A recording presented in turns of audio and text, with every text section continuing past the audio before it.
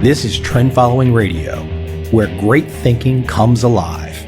Nobel Prize winners, legendary traders, best-selling authors, and the pros that know what drive us irrational human beings. I am your host, Michael Covel. Not filtered, raw, honest. That's my passion.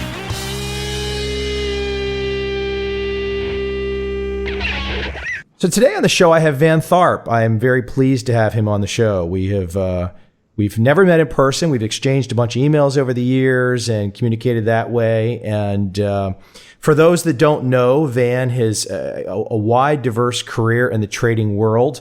I think a lot of people attribute the phrase trading psychology with Van. He's also done quite a bit of work in position sizing, what people often call money management. And I'm sure Van will probably correct me on my usage of that. And for those that probably remember, one of the best-selling books of all times when it comes to the markets, Jack Schwager's Market Wizards. Van is in the first edition. I think what most people consider the classic. Also in Van's books, his books, which I think most people that have a pulse in the trading world have probably seen, Trade Your Way to Financial Freedom. There's a bunch of other books that Van will probably talk about today too. And obviously you can always find him, and we'll remind you at the very end as well. But Van's web world, his website is iitm.com, the Van Tharp Institute. Van, thank you for joining me today. Thank you for having me. So let me jump right in. What was Van doing as a 10-year-old boy? I mean, where were you living at the time?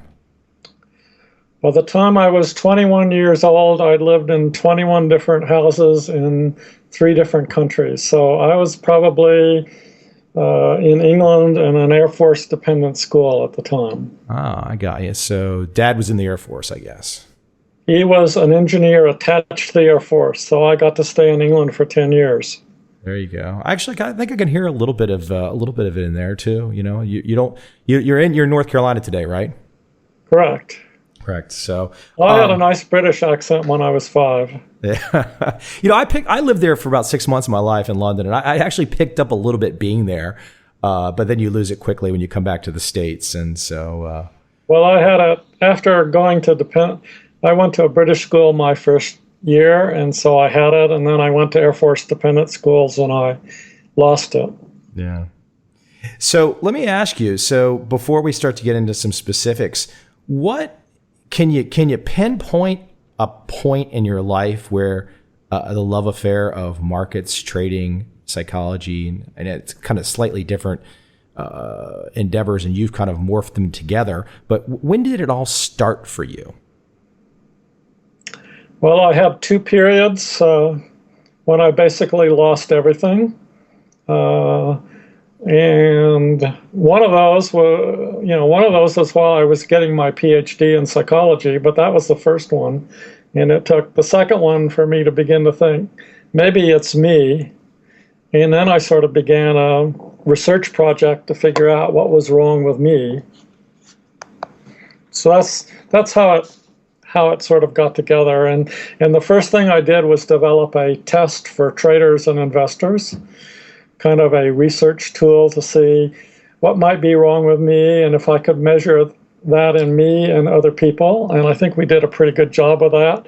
And it went out to lots and lots of people. And then they started asking me, you hit me right on the head, is what's wrong with me? What can I do about it?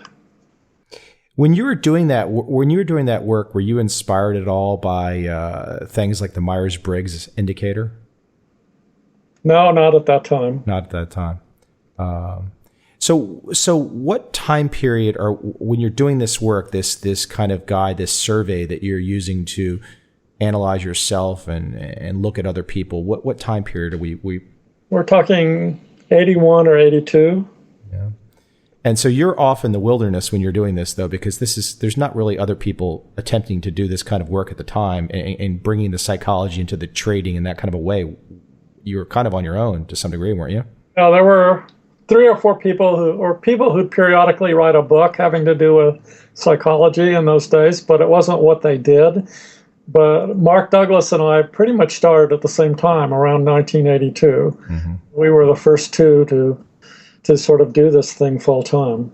Well, let's define that, because I think you're a perfect guy to ask for the definition, and I think it becomes such a buzzword, and clearly it's an encompassing two words, and there's a lot behind it. But whether you're taking the established trader at some Wall Street bank or a new guy off the street, and you start to use the phrase trading psychology, and maybe that's not the term you would even use, and feel free to use what you would want to use, but define it for me. Define for the audience this phrase trading psychology and what it means to you and how you've come to talk to others about it. Well, what I'm going to do is give you a little bit different approach, because my mission is transformation through a trading metaphor. And we've really gotten into that lately, and I'm actually coming out with a new book that's probably the most psychological book I've ever written, that's about these three levels of transformation. And one is the least psychological, but it's really adopting the kind of beliefs you need to have to be a successful trader, which is what I call Tharp think. And it comes out of my NLP modeling work, working with lots of traders in the tasks of trading or the process of trading, in developing systems, in modeling position sizing, even modeling wealth. And then the next level of transformation is really making the kind of personal changes you need to even be able to adopt and accept those models, because a lot of people just won't do it or can't do it. And the third level is, if you transform yourself enough, you actually change your level of consciousness, where it's really easy to trade in the now and do some of those things. So that's my much more global definition of what we do now. Well, there's a lot of meat in there to flesh out, for sure. Why don't you, for those folks that may not be familiar with the term, why don't you talk to NLP for a second and just maybe explain that in the context of your work? Well, NLP means neuro-linguistic programming. And to me, it was always the science of modeling. How do you figure out what somebody does, and how do they do it well, and how can you teach that to somebody else? And one of the keys to that is you really can't model one person. You have to model a number of successful people. And initially, all the courses I took were just, kind of the trail of techniques that had been developed through NLP from modeling work rather than how to model. And it took a while to get a really good modeling course, which I got through a guy named Wyatt Woodsmall. And one of the things he said is you need to ask a number of people what they do well or what they do in common. It's people who do it well, and you find out what they do in common. And then when you figure out what they do in common, then you need to find out three ingredients for each of the tasks that they do, and that's beliefs, mental states, and mental strategies. And that, since beliefs, mental states, and mental strategies are all psychological, it really leads you to believe that almost everything is psychological. Let me get you to kind of, I don't know if you've got a good example where you could kind of tell the audience or show the audience NLP in action, maybe a specific example, maybe a student or somebody you've worked with. You don't have to name them, but something where you could kind of show that process, how it unfolds, even a little more specific. Well, let me. So let's say I ask 10 people, who are all good traders, what do you do? And the first thing I might get is they tell me something about their system. And the first conclusion I'd probably draw, since they all 10 have different systems, is that the success has nothing to do with the system. It has to do with what common elements are in the system. And the first thing I got out of that was to develop what we call tasks of trading. which would be the common tasks that people do when they trade. And I'm going to give you the simplest task because it's obvious everybody does it, but I can show you how those three ingredients apply. So the task would be the action phase, where you basically, nowadays it's press the button on your computer to buy, or call your broker on the phone to buy, or whatever it happens to be. And the basic belief behind that is it's an action step. There should be no thinking whatsoever involved in it. But it's really interesting when you look at something like the mental strategy behind it. Now, mental strategies are the way people sequence their thinking. And the first thing people do is they must, typically because everybody's visual and they look at computers or charts or whatever, they have to see some signal that tells them this is their entry. And then it goes internal, and they have to recognize that that is a familiar signal. That's the one they need to work from. And then typically people act from feeling good, so they need to feel good about it, and then they take action. And just to illustrate how you can totally mess that up, you could add, because people don't normally make decisions that way, so all you need to do is add an auditory component in there where after you see the signal and you recognize it, you maybe ask yourself the question, what could go wrong? And then you don't get the feeling good, you get the whole series of mental pictures about what could go wrong, and the next thing you know, you're in a mess. So that's a common example of how I've used NLP in modeling in a really simple task. Yeah, I find in my world too, it's related to your world but different, and you've taken the NLP and the psych and the transformation to a different level. But the numbers of people that sometimes, if they start, I think you have to be open to what Van Tharp is saying. But the numbers of people out there that might hear this discussion we're having right now, and they immediately kind of go, "Oh, it's not relevant. Just give me the system, give me the charts, give me the," and they miss the most important part, which is the 6 inches between the ears.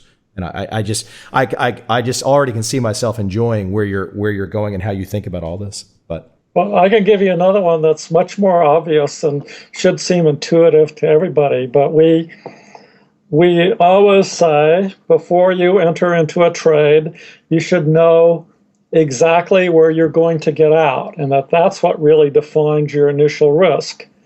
And then you should probably never enter into a trade unless you have some idea that you at least have a 2-to-1 reward to risk in your favor. And then to support that, I typically recommend that everybody keep track of their trading results in terms of as multiples of their initial risk, which we call our multiples. And then a lot of people think that's silly, but if you don't do it, you don't really think in terms of risk to reward, and that's one of the key things for success. Well, and you were talking about the not necessarily using the word negative, but the downside and the stop loss mentality, and thinking about how much you can lose, the worst case scenario. And I actually made an analogy the other day in a blog post to the stoic philosophy. Thinking about the worst case scenario actually can get you more to that moment of now, where your mind kind of eases. And you made the comment earlier in this conversation when you said you want to get to that point where it's just kind of easy. When you have this kind of almost stoic mentality where you're worried about the worst case scenario, you can actually calm yourself, because it's not necessarily, if something bad happens, it's not necessarily a surprise, where I think so many people go through their life not thinking about the worst case scenario. Then when it happens, it's a surprise, they're debilitated, they can't handle it, et cetera, et cetera. Well, I don't see this as that. I happen to have the belief that you're really crazy to ever enter into a trade without knowing when you're wrong about it and where you're going to get off. Worst case scenario is you never get out and you take a big, huge loss that's many times bigger than you originally planned. But I just see it as have some idea based on your methodology of where you're going to get out. If you're following a large trend and you're just going to be in it for a long time, you typically might want a fairly wide stop that's going to keep you in and through the whipsaws, like 3 times the average true range. Or the old version of buy and hold for stocks, to me, was a 25% trailing stop. And those things protected you while the thing was going in. You didn't have to pay too much attention to the trend, and you just followed it. But there's a lot of people now who are day trading, and you might be able to get by with simple. You're wrong if it moves 20 cents against you, simply because of the methodology you used to get in the first place. Van, you make it sound so easy, but most people don't most people don't wrap their arms around this so easily as you describe it.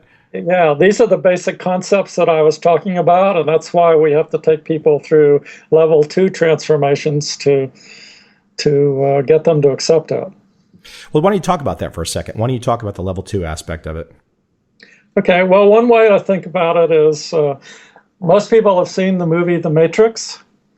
And The Matrix, I love the metaphor because I think it's actually true that we are robots, we're all programmed, and we live in some sort of illusory world that's made up of our beliefs.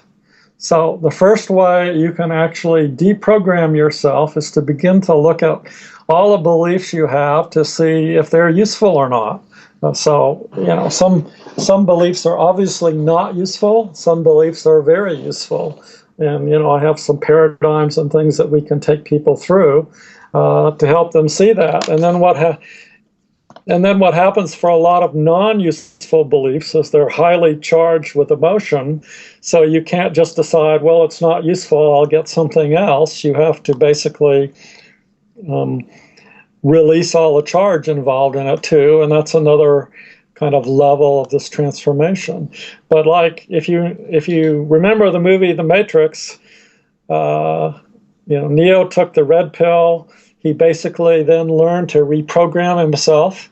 Well, that's beginning to look at your beliefs and reprogram yourself as to whether they're useful or not. And then eventually towards the end, he was able to go beyond those beliefs. And then at that point, you get superhuman powers. And that's kind of, in my opinion, when you really go to level 3 and you've really raised your level of consciousness a lot.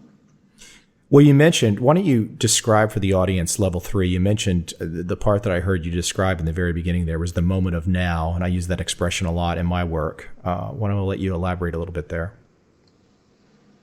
Well, David Hawkins has a scale of consciousness, which I find quite useful in his book, Power versus Force. He said the scale goes from 0 to 1,000, and it's a log scale. At 1,000, that's the level of a Buddha or a Jesus. And 200 is kind of a difference between negative consciousness and positive consciousness. And most of humanity, for much of its existence, has been, below 200. I think he's got humanity in the low 200s now. And the way I think of it, you don't even have to believe his scale is true, but if you look at the emotions involved in it, if you're trading out of, fear or hatred or anger or apathy or hopelessness, which are all in those lower states, then you're not going to do very well. And it's really not until you get up to, say, what Hawkins says is about 350 on the scale, which is acceptance, where you can accept that you're going to have wins and accept that you're going to have losses, that I would expect that you to begin to really be able to trade effectively. And then if you get to higher and higher scales, I have people that we measure it by happiness. So I think I like happiness as a scale for where people are. And, I have one girl, she can just look at the markets and spend about 2 hours trading, make maybe 5 hours, and do that every day, day after day. I watched her make 180 hours in a month. So pretty amazing. Why don't you, I'm assuming I know the answer to this, but you just use the term happiness. Mm-hmm. Is there a definition that you use for happiness, or is it just an individual view? I actually have a course that basically teaches happiness. It's one of my advanced peak performance course. In that course, we have a scale that actually measures it, and I think we're doing it for free online. So if you go to iitm.com or vantharp.com, you can take that test and see where you are yourself. And we just use that scale. And for my super traders, they basically have a Excel spreadsheet that they can, kind of take that scale for where they think they were in each year of their life and see where they are and kind of plot it on a scale. Because I'm sure people will go to your site and take a look at the survey for the happiness survey. Can you just outline one or two ideas about what's behind it? But the idea of determining or measuring or looking at happiness. I'm just curious to hear from your perspective of something that might go into the definition of it. Well, there's levels of happiness, and most people think they will be happy if they get something or achieve something, so they'll go, well, my happiest moment was when I got married, or somebody else might be, well, that was the worst moment of my life. Or when I get this car, I'm going to be happy, or when I get super trading profits, or when I make $1 million. And it really isn't the case. You have to get to that state first. But people, when their level of consciousness is fairly high, basically are happy for no reason. It just comes out. And I've been involved with some processes, and I have times now when I can just burst into spontaneous laughter and not stop, and it's really kind of fun. I appreciate what you're saying. It's you. And I know I meet them in my life, the folks that maybe they pick a timeline or a date in their life that's important, and they affix happiness there, or they affix happiness to a purchase. And I never relate. I just don't relate. I just kind of don't ever relate to that type of thinking myself personally. So it's interesting to hear you see it. I'm gonna have to go take the happiness survey at your site as well. Let me jump ship a little bit on you, because I know it's something that we talked about before we got on air today, which is the notion of position sizing. And I know over the years I've used the phrase money management, position sizing, probably interchangeably, meaning the same thing. But I know you've been pretty dogmatic about saying, hold on, let's use this phrase position sizing. And I know you probably were the one that was really pushing it probably back in, I guess, early to mid-90s when you were first introducing it. Why don't you talk about the phrase position sizing and describe it, elaborate, define it? Well, position sizing, my definition is it's the algorithm that tells you how much throughout the course of a trade. And what most people don't know is,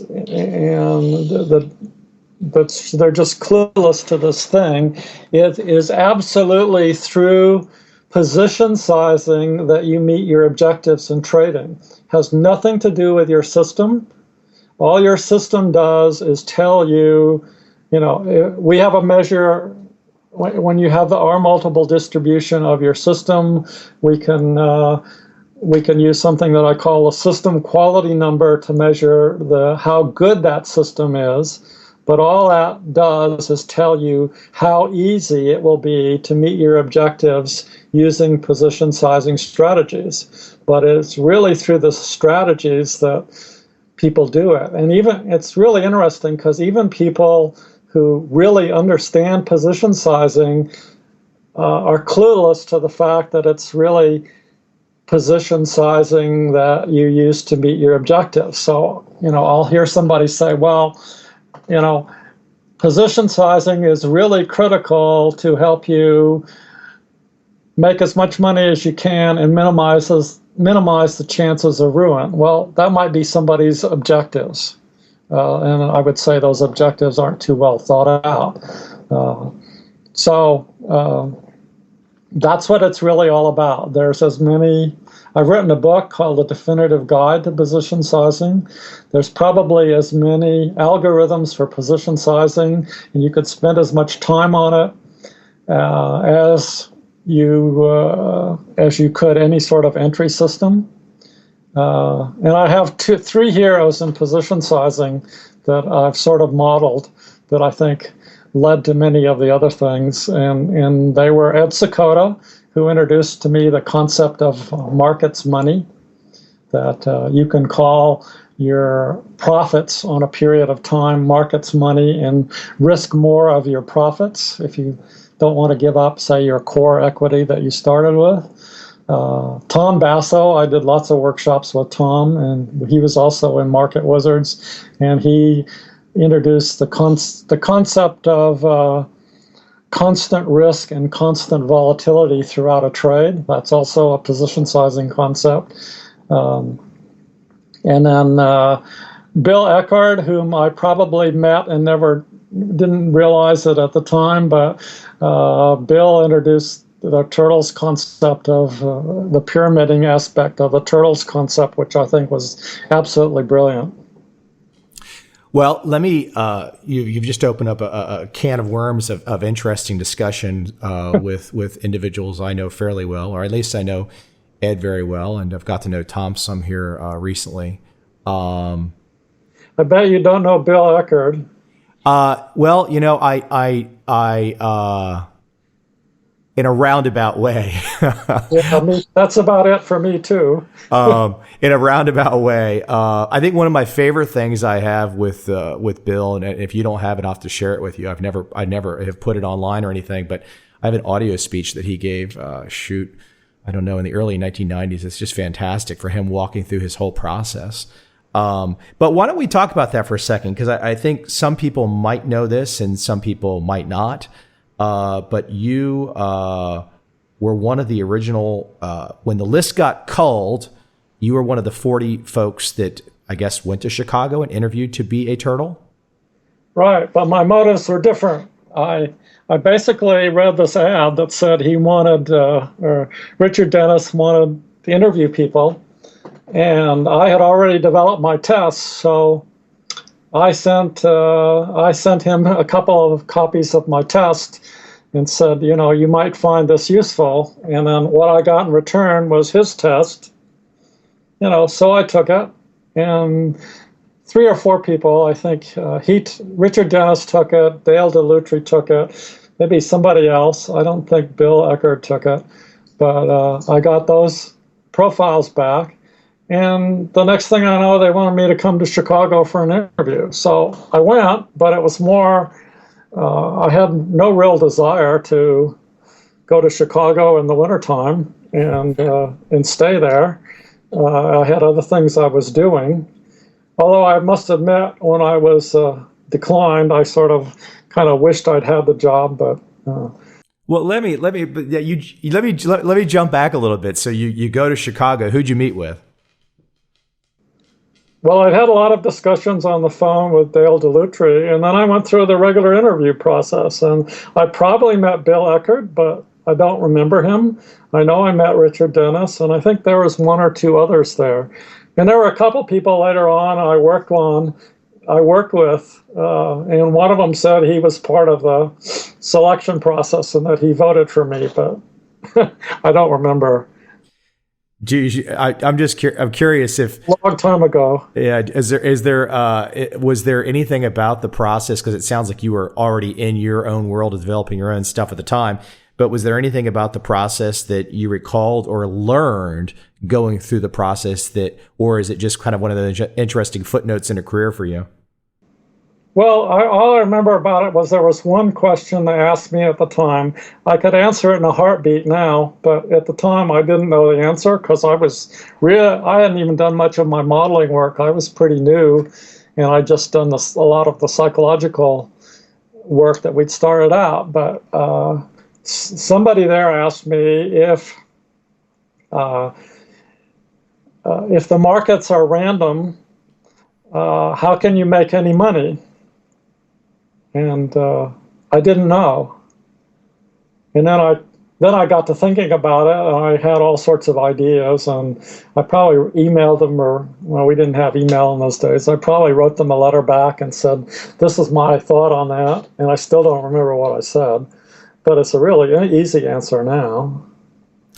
So when you were not accepted, though, was it the not accepting part in hindsight? Was it just the act of a little bit of that competitive thing of losing, or was it something I wish I would have had the opportunity to do that in hindsight? What was the... I really didn't want the job. I didn't want the position when I went. I was going out of curiosity.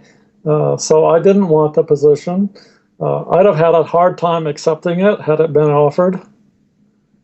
So, but when I was turned down, then I had a little, kind of buyer's regret. Maybe I should have tried harder, and, it's like getting turned down for admittance to a school that you didn't plan to go to anyway. And then, but when you get turned down, you go, how could they do that?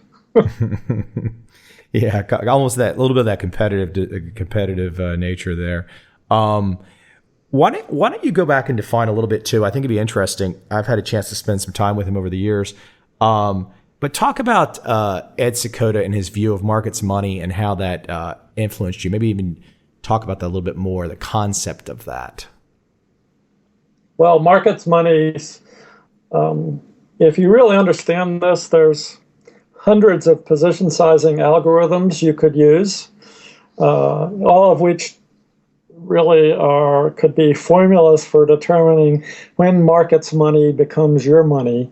But let's say your goal is not to lose too much, but you want to make a lot of money. I mean, Ed used to say, I think Ed's genius was the fact that he was a computerized trend follower who totally understood position sizing in a time when nobody was a computerized trend follower, and most people didn't understand position sizing. So when you have, and in a period when there were big trends in commodities, so it was, that was a huge edge that, comes along maybe once in a lifetime, and different people pick up on different edges.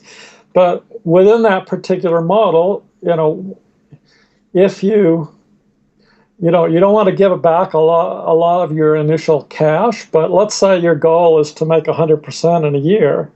So you start out, you're going to risk maybe 0.5%. But when you make profits, you're willing to risk, say, 10% of your profits. So if you have a $100,000 account, you'd be risking $500 on the $100,000 account, but once you're up, let's say you're up to 110, now you can risk $500 on the initial. You can risk $500 on the 100,000, and you can risk 1,000 on your 10,000. So now your risk has tripled, or your position sizing has tripled, with just a small increase in profits. So you can make, have big drawdown. You're going to have big fluctuations in your own position or in your own equity once you start doing that. But you can have ways to smooth that out too. Like at the end of the month, all the profits become yours, which is what I'd recommend for people who have to report to clients once a month. That sort of thing. Yeah, I have to say that I still remember one of the first times I met Ed, and I think it was somewhere in the islands, and he was very curt with me at first, and he was like, I think one of his first questions was, what did I think? What was the rationale behind the decision-making process that Dennis and Eckhardt were using to select the turtles? And I the only thing I said very briefly is I said, well, I thought they were looking for perhaps people that had the ability to think in terms of odds. And he just looked at me and he goes, is that your own view, or did someone tell you to say that? And it was classic Ed, But let me ask you about Tom. I had a chance to talk with Tom on a podcast here recently. So why do you, I think it's pretty obvious to listeners when you listen to Tom and you listen to his thought process and how he goes through things. But I know you're his friend and you've known him for a long time, but as an outsider, I'm sure in your line of work, you can't not but help analyze folks that are either, it could be a new trader who has no skill, or perhaps even a bad trader, or someone who's been phenomenally successful. I'm sure you like to look at them as well. So why do you think Tom had such success? Well, first of all, he got into the new Market Wizards because of me. Jack and I were friends, and Jack actually came to one of our workshops, and I recommended that he interview Tom. And he didn't really like Tom's track record, but after he met Tom, he basically had to include him. And it's just something about Tom and his nature. Way back when, probably in the early or late 1980s, I gave a talk to maybe 300 CTAs or maybe it was hedge fund managers, I don't know, but they were all money managers. And I have a test for self-esteem that shows how you feel about yourself. And if you get a score of 5 or less, your self-esteem is off the charts, or you lie a lot. And there was one person in that room who had a score of, less than 5, and that was Tom. And I got to know him, realized that was really a genuine score. And he and I became really good friends for maybe 1990 through about 1993. He did all of my peak performance. He was a guest speaker in all my peak performances, and he helped in my systems workshops. So we got to know each other really well. Well, so what did, Tom talked about this when I talked with him. He talked about that part of what he did during his career was to not necessarily give the client what he might do with his own account and what he could accept internally, but he learned to give the clients what the clients could accept and handle. So what did Jack not like about his track record? Was he not considering that aspect of it? Well, I think he'd just written Market Wizards. He's looking for phenomenal performance, not necessarily somebody who's just making, 10 or 20% a year. So I guess he didn't tell me what he didn't like about it. He just said, I looked at his performance, and it really wasn't at the level that I was looking for on this. But Tom had some phenomenal years. He basically started trading Forex before Forex became a common thing. And he was one of the first people with 24-hour data because he collected it. Data can be a valuable thing if you have a lot of it that nobody else has. And he found all the systems that he had that he used automatically that he could use on the Forex data. So he opened up a fund, and it did really well in the first years. And I think suddenly he had something like, he went from 50 million to $500 million under management, and did fairly well. And then they probably had some bad years, and he ended up getting out of that particular aspect of trading. But he did have some fantastic years.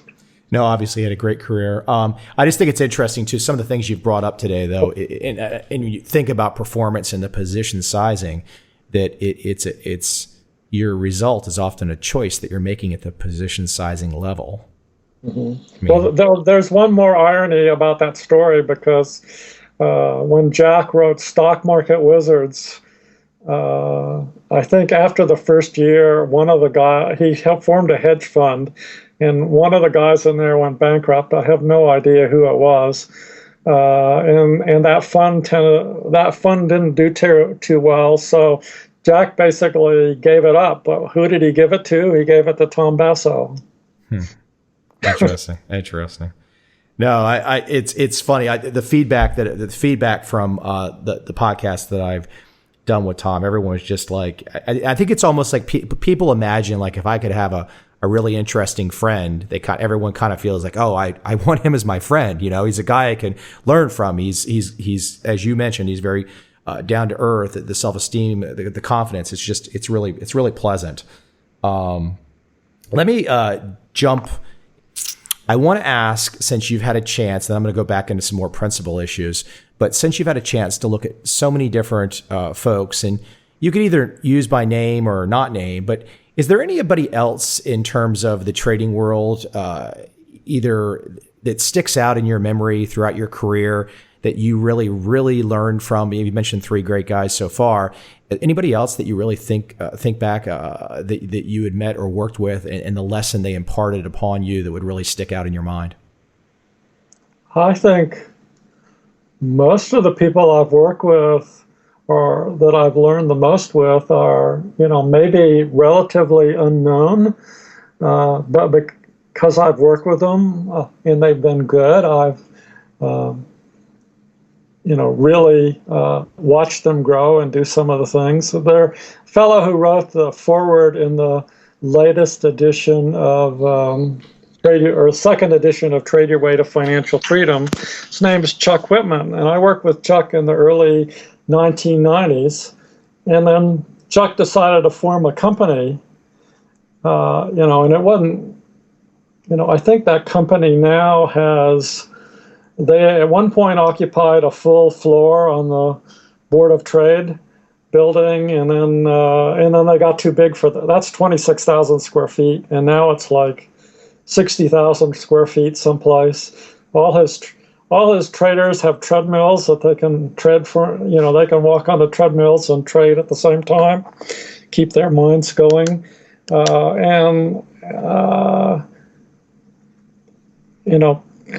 Chuck's a superb floor trader, and he really understands risk, and he understands options enough to be scary. I mean, if you don't know what Chuck, if you realize that you're competing with Chuck on options, you basically say you either need that level of knowledge or you need to give up options. Because when you realize you're competing with someone like him. But, Chuck's been an interesting model over the years for what he's done. And the interesting thing is he was a successful floor trader, but he adopted almost every principle that we teach. One of the things we talked about or I kind of mentioned in email that I wanted to discuss before we got on the line today was the notion of self-sabotage. And you mentioned we had some brief conversation about Seykota, and he's famously attributed the line from Jack's book. I'm paraphrasing. Essentially, everyone gets what they want from what you could say from the markets or life. But I think you could take that phrase also from a self-sabotage standpoint, and often tell people that sometimes these negative results that you continually get in your life, you actually want them, and sometimes they just look at me and they're like, okay, next, get away from me. I don't want to hear this. Why don't you talk about the notion of self-sabotage? Maybe kind of just an example, just describe it first, and then we can go to an example. I'll give you several definitions, and the first one is easy for everyone to understand. So I'll give you a way that you can measure your own self-sabotage. So I would call making a mistake. I would define making a mistake as not following your rules. If you don't have any rules, like you're a no rules discretionary trader, then everything you do is a mistake. If you have rules, then it's pretty obvious when you make a mistake because you don't follow them. And your rules should be detailed enough that you can follow them. And even the discretion might be, I'm never going to take a trade unless I can see the reward to risk is at least 3-to-1. But that's discretionary, but you still have to somehow figure it out that you have that kind of edge when you get into the trade. So if you understand that definition of mistake, and then you start keeping track of your mistakes, and you see what each mistake costs you, and I've talked about R multiples before. I recommend that you compute the value of your mistakes in terms of R multiples. So examples, you get into a trade, you had, you heard a rumor and you got into a trade. Well, you had no business taking that trade. It wasn't part of your thing. And maybe you You did have a stop. You got out at a 1/2 hour loss. So that's a half-hour mistake. You get into a trade, you have your stop, and then somehow in the middle of it, you get distracted and you get out early, and then you miss out on 10-hour profits that you would have had otherwise. Well, even though you made money on that, that's a 10-hour mistake. You might get into a trade accidentally and make money. Well, that might be a 1 hour plus on the plus side. But overall, if you figure out the negative value of your mistakes and the efficiency that you make. So if you are, say, if you make one mistake in 10 trades, you are 90% efficient. If you make 3 mistakes in 10 trades, you are 70% efficient. My guess is that most traders are 70% or less efficient. When you start doing that, then you realize that if you keep making the same mistake over and over again, that's self-sabotage. So that's one way to. Most people don't realize they make mistakes and they get what they want because they're not aware enough of their thought process and what they go through. This is an obvious way to become aware. It's so much about writing down rules and systemizing your daily habits for sure. I think it's probably the last thing we'll probably chat about, but my assistant wanted me to, she forwarded this along that she found from, I think it's one of your newsletters, but if it's not yours, you'll have to correct me, but I'm almost positive it is. So it was titled Book Smarts versus Smart Position Sizing Strategies. And it was an experiment. And you were talking about something that Ralph Vance had done years back. And I don't know if do you want to kind of just run that over? Because I thought there's some interesting points in there. And I think the Ph.D. point was probably where I was really going. Because, obviously, and a lot of people hear the word Ph.D. and their first thought is, well, especially some people that maybe don't have the Ph.D. is, well, that instantly confers success or achievement or an ability to do something that I don't have. And I think your parable story talking about Vince was really interesting. Okay, well, that particular experiment, it actually came out of an old newsletter that, at least where I first saw it, I think, an old newsletter that Chuck LeBeau and David Lucas used to write. But the experiment was, or maybe it wasn't, I don't know. But anyway, the experiment was Ralph didn't like PhDs. And so he got 40 PhDs who didn't have a background in trading or in math and statistics.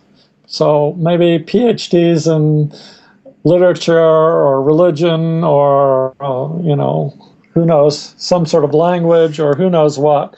But that was basically the criteria. And he had them each trade a system with 100 trades. And to the best describe the system, it was just 1 hour winners and 1 hour losers, but it was 60% winners. So so theoretically at the end of the trade, they should be up 100 trades, they should be up 20R. And the idea was, how many of them made money? And I usually ask, how many do you think made money? And well, the answer is 4 of them made money. That's 4 out of 40, or 10%. And what would typically happen is they go, this is a 60% system. So let's say they start out and they're betting 10%. That's probably way too much, but let's say they're betting 10%. So let's say there's $1,000, so they're betting 100. So they're betting 10%, and this streak could be anywhere in the run. So they bet $1,000 and they bet 10% or $100. They lose 1R. Now they're down to $900. They bet 10% of the initial stake or $100, and they lose again. They're down to $800. They bet 10% again. They're down to, and they lose. They're down to $700. Now they start thinking to themselves, we've had 3 losses in a row. This is a 60% system. I'm due. So they risk 30%. They have their 4th loss. Now they're down to $4,000 from or $400 from 1,000. So they're down 60%. And now they go, well, 4 losses in a row. It's got to be right now. So they bet another $300 of the 400 that's remaining, and that loses as well. So now they're down to $100. They're down 90%. They're only playing a game that gives you 1 hour losses, and once you're down 90%, you have to make 900% to get back to break even. With just 1 hour gains, you're never going to do it. So that's typically how they lost money. You know, I had a chance to become friends with and interview Mike Aponte, who was the head of the MIT blackjack team. And I think he would have smiled at that whole conversation, that whole story you just told, because it would have been the polar opposite of what he had to do to make his millions playing blackjack. Well, I mean, if you card count, you do things like card counting, it takes your odds to 52%. That's not very good. And boy, you better understand position sizing. Well, it's kind of a long story, and I'm sure you've heard some of it too. But obviously, they were working in teams, and it was more than just one person against the game, at least the way they were doing it. But well, Van, I appreciate your time today. Is there anything on your mind right now that's like really interesting you in your life, or anything that you're working on that you want to discuss or share? Something that I might not have been bright enough to even ask about? Well, I'm spending I have a new book coming out, and I'm spending most of my time on that new book. So I'm really intrigued about it. And I call Super Trader Journeys, Trading Beyond the Matrix. And it deals with those 3 levels of transformation. But what I'm really floored about is I've been watching traders over the years. I've been very careful about what I'd say over the years. Certainly, even some of the things I've said today, if I'd said them, maybe in 1990, people would have gotten really upset. But I find I can say a lot more things today than I ever could about metaphysical things and changing levels of consciousness. And, I'm a oneness trainer, for example. And we do a blessing that's supposed to really actually change your levels of consciousness. Since I've been doing that, the changes I've seen in the people who do our workshops and everything is absolutely amazing. And my super traders, they make more progress in a year than I used to see in 5 years. So I think some really interesting things are happening in the world. Well, let me just ask you real quick before we sign off. What maybe you're just hinting at it, and I kind of missed that point. But what have we said today, or what are the things that you're talking or thinking about today that would have been rejected or not? People would have not wanted to hear in, let's say, 1990. What's been the shift?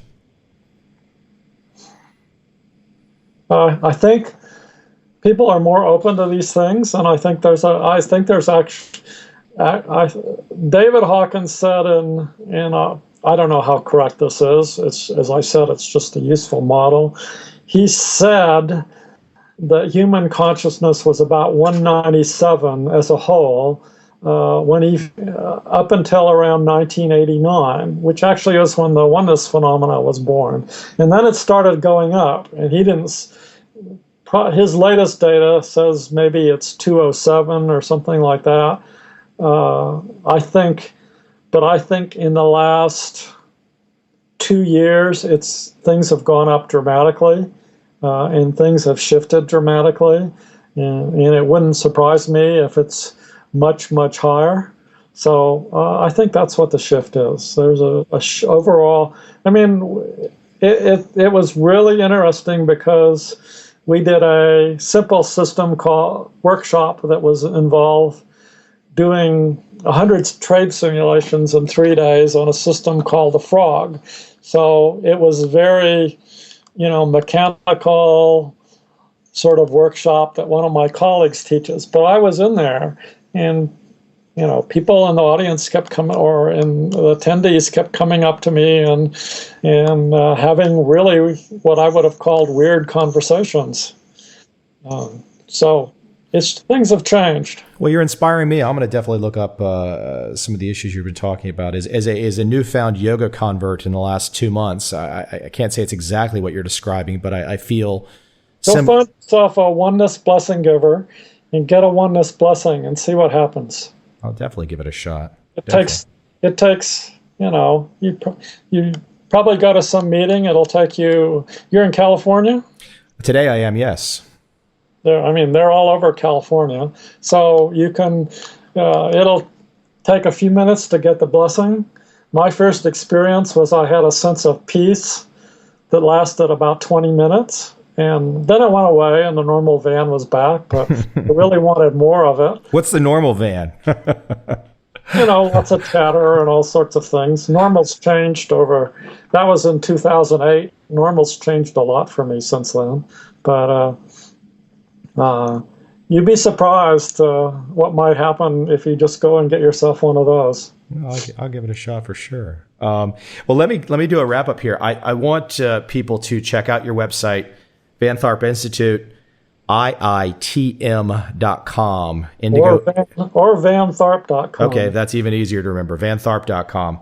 And of course, Van is, if you haven't read his chapter, and I think a lot of the things that were in that book were timeless, and some of the people that we've talked about were in the book, but the original Market Wizards and Tom Basso was in the new Market Wizards. Van's main bestseller, I know there's been a few different books, and I know you got the new one you're working on, but Trade Your Way to Financial Freedom. I know I bought that early on when it came out. It's definitely worth getting into and taking a read of. So anyways, Van, I hope we can talk again in the future, and I enjoyed it. I hope you had a good time. Yes, I did. Thank you. So we'll talk soon. Okay. Take care.